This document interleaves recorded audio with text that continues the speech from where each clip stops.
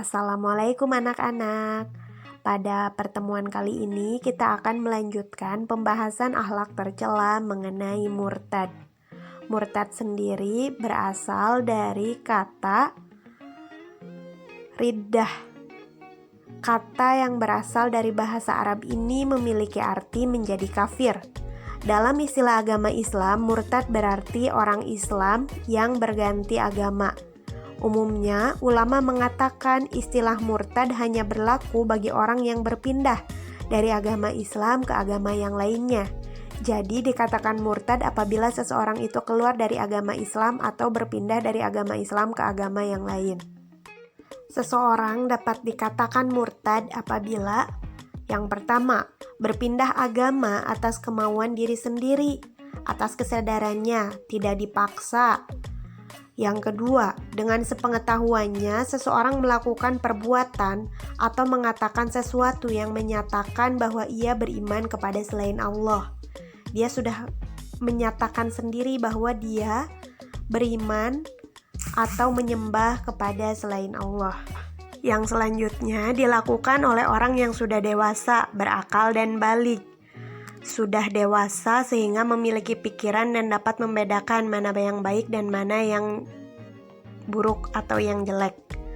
Yang keempat, sengaja dilakukan dengan tujuan berpindah agama, bukan dalam kajian ilmu ataupun penelitian. Jadi betul-betul memang ingin berpindah agama dari agama Islam ke agama yang lain, maka itulah yang dikatakan dengan murtad. Ada beberapa bentuk kegiatan yang menyebabkan seorang mukmin menjadi murtad, atau hal-hal yang dilakukan yang membuat seorang mukmin ini dikatakan menjadi murtad. Yang pertama, jika ia mengingkari ketuhanan Allah dan kerasulan Nabi Muhammad, tidak mempercayai adanya Allah dan melanggar perintah-perintah dari Allah, juga tidak mempercayai bahwa Nabi Muhammad adalah Rasul Allah. Contohnya seperti tidak melaksanakan perintah Allah yaitu sholat, kemudian tidak melaksanakan puasa wajib, maka bisa jadi seorang mukmin ini menjadi murtad karena melakukan kegiatan-kegiatan tersebut.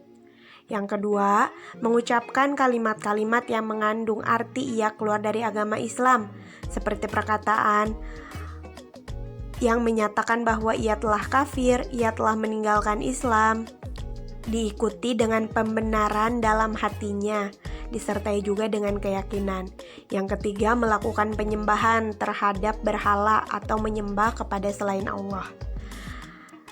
Balasan bagi orang-orang yang murtad ada dua bagian, digolongkan dua bagian. Yang pertama, balasan ukhrawi yaitu nanti di akhirat, dan balasan duniawi yang langsung didapati ketika masih berada di dunia. Balasan orang yang murtad ukhrawi yaitu terdapat dalam Quran surat Al-Baqarah ayat 217 yang artinya, barang siapa yang murtad di antara kamu dari agamanya lalu dia mati dalam kekafiran, maka mereka itu sia-sia amalnya di dunia dan di akhirat, dan mereka itulah penghuni neraka yang kekal di dalamnya. Kemudian sanksi duniawi yang dikenakan kepada orang yang murtad yaitu hilang beberapa haknya dalam hubungan keluarga, seperti hilangnya hak nikah karena kemurtadan dari salah seorang, baik suaminya ataupun istrinya, maka pernikahannya menjadi batal. Yang kedua, hilangnya hak waris atau tidak mendapatkan waris karena murtad atau keluar dari agama Islam.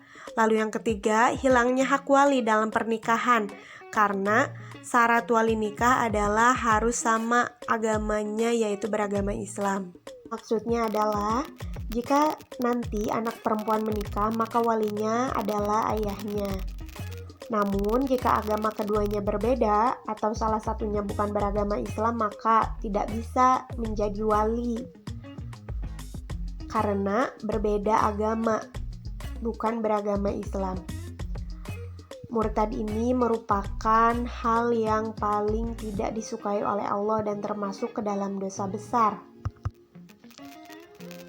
Sekian yang dapat disampaikan. Anak-anak, tolong kerjakan latihannya ya. Semoga menjadi ilmu yang bermanfaat. Sampai jumpa pada pertemuan selanjutnya. Wassalamualaikum warahmatullahi wabarakatuh.